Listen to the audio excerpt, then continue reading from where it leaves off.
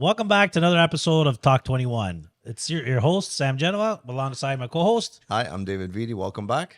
So what are we talking about today? A lot of stuff. You know what? That's a good segue. I want to talk about the struggles in real estate. Why is his voice so perfect?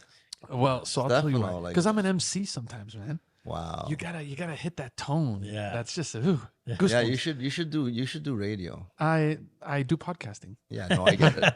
I mean, you Same, should have. similar. See, that's how old I am. The radio, yeah. Do you guys still listen to radio? I do. Yeah. In the car. In the car, only in time. Now, do you listen to news radio or music radio? Music. I don't listen. What about to you, Dave? Music. Do you guys still listen to the AM 64? No, 640 news, 680 a lot of people still listen. No. to it. I only listen to the one that has the Leaf channel. When the Leafs What's are on that? in Is the that car, AM 640? No, No, 640 or 60. I always get confused because I never 680. I listen think to- might be it. Yeah, maybe. That's the only time, and that's in the play. Like if it's a regular season game, I don't care. Oh, okay. But if I'm in the car on appointments in the playoffs, like when I get in the car, I'll turn it on. So you know what I want to talk about, guys? We're going to start. We have many topics to talk about. This is going to be a good one. The first one is we were talking about real estate. Now, some days can go real good.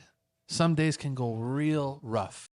How do you guys navigate those days that all of a sudden just things aren't going right? I mean, it can be very, very stressful. I know that, lately it feels like a lot's going more wrong than right.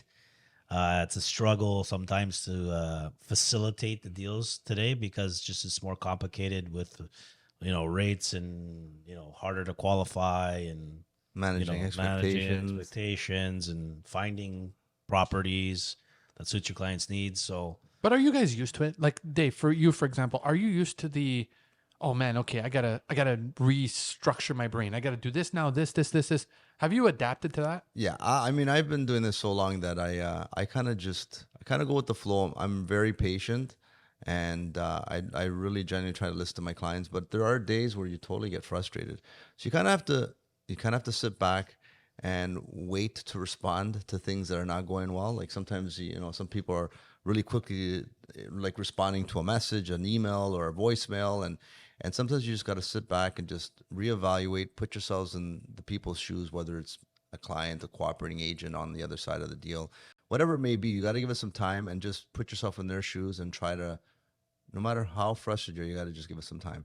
And it's become more increasingly a thing. I feel like even since we keep mentioning COVID and that, but I feel like since like the pandemic, I feel like people are even more anxious and they're not sure. And that's why a good agent really needs to sit down and make sure they listen. Why do you think that they are excited? I think excited is the way to say it. People are just very excited about everything. I just think we people get triggered quickly. So excited or getting triggered, maybe they're interchangeable. I think that's what you mean by that. Like I just feel like People are just not anxious, but just they want to trigger know happy. Something happens and they want a result or they need to know Immediately, what's yeah. going on. We've also been through, multiple years of a lot of negativity, I feel. Yeah, that's true. So people are just waiting for the good news, like. Or when do a you break think they're one- expecting the bad news? I think they're tired of the bad news because everywhere you look, I'll tell you right now, I watch a lot of YouTube more than I do TV, and everything on whatever I'm following, it's always like bad news. Something's happening. The car business, the collapse in the car business right now. They can't sell. Like it's always like Oh, talk about that. What is that? negative. No, the collapse of the car business. Yeah, What do you mean? they're having a hard time. New cars are having a hard time selling anything because rates, the incentives aren't there for them. Meanwhile, during COVID, you couldn't buy a car. Meanwhile, couldn't buy one. You Yeah, wanted to go buy a car, you're paying $10,000 over MSRP during COVID. during COVID. Yeah. And now it's 360 now. So kind of like what the real estate happened to the real estate market. It's happening in the car business too, because I'm saying that because I've been searching for a car. So you see these people talk about it like we're talking about it now. It's just father and son that do this podcast, and it's just like negative. So there is one thing, Dave, that we got to talk about. Previously, when I was drilling Sam with some rapid fire questions, we made a comment about the upcoming interest rates. Now, before we tell you our response, what do you feel is going to happen April, and then what do you feel is going to happen June? So it's happening tomorrow. Yeah, I think I think it's gonna stay flat. Like they're gonna hold again. See, I told you. That's what I think. And in then June? I think maybe June or near the end of the year they'll be dropping possibly. That's just my So hunch. so Sam said he is counting on 2 drops.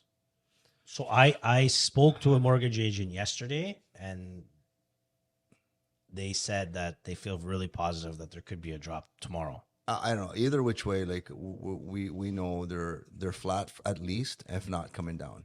And I think that's what's kind of stimulating more activity, and Yeah. people are want to do something possible before the rates come down, without getting into rates again. But the whole point I'm thinking But this is what it is, Dave. yeah, no, I get it. But I mean, we don't really know exactly what's going on, No. but we definitely know that they're flat and possibly coming down by the third quarter. They're We coming might- down. And but When? the point We don't know. But the point is whether they come down or they don't, we know they're at least flat. So if they do come down, it's not going to be down to like at 2% or No. anything. So if it comes down even a quarter point, it's not going to make a big difference when you're looking at a financing regarding property purchases and so on and so forth.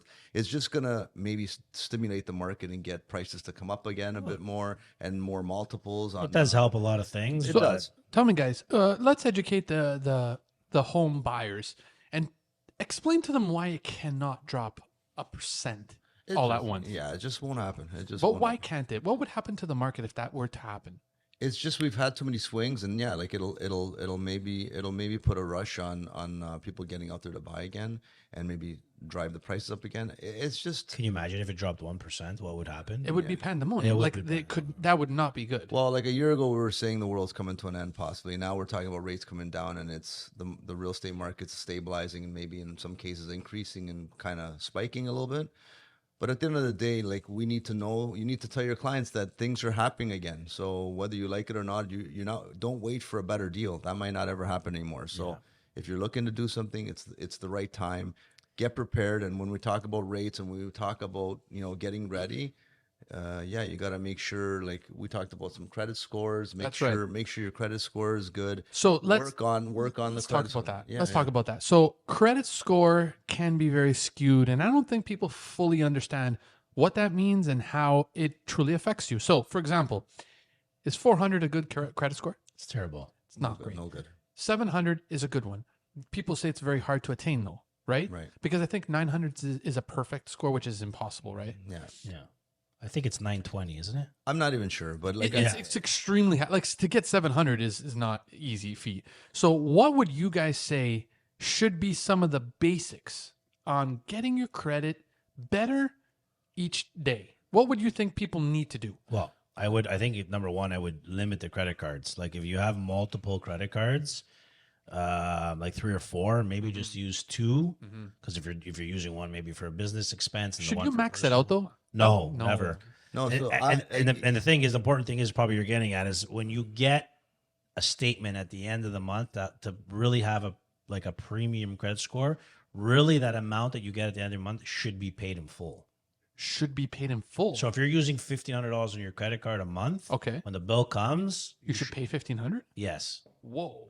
And if you're don't not, think people if you're, can do that. If you're not, like, make sure you talk to a specialist that can help you clean your credit score. Like consolidating? Yes. If it's not consolidating, if it's not that extreme, but if you have a pattern of not making payments on time, we got to stop doing that because Yeah. that's in your score. So if you can't, if the product is not good, like that credit card is no good, you might want to consolidate it, pay that credit card down, and then work on a home equity, like a loan or a small business loan if you're incorporated or running a business.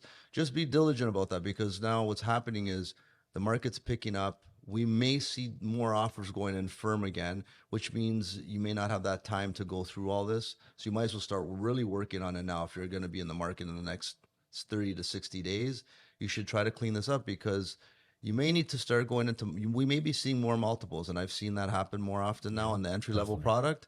So if you're going to be in multiples again, and we're back to having firm deals, again, I don't want to mention the pandemic, but over the last couple of years, people have been having problems making payments and getting things up to date, and may have affected your credit score. So this is a good time to regroup, look at what your credit score, if you haven't checked your credit score and you want to get in the market, talk to a financial. Does that affect you, checking your credit score? No. Not if you run it personally, like you should be okay. The fact is, if you're concerned about it and your credit score isn't good, there are avenues on how to better your score, and you can work on it starting today. Now, So what about the people who say that it's going to take me forever to start to increase my credit score? Is that a lie? I don't know, depending how bad it is, I guess. Yeah, I mean, it can be from month to month, You right? can And yes, it'll you can improve increase your credit score substantially in 3 months. in 3 months. Yes. So Okay, just so there is hope. there's Yes. there's no better time than right now. Especially Yeah. if you're gonna Right. especially if you're gonna get into the market and you need some financing in the near future, or even as simple as renting a house or renting a condo. Landlords are gonna want to know your credit score. So if your credit score is bad, So it's did gonna you affect you even did on you a hear rental. what's happening on that topic? That's We're gonna talk- right. So now they're trying to implement a law that tenants, Yes. which this is a good thing for the landlords,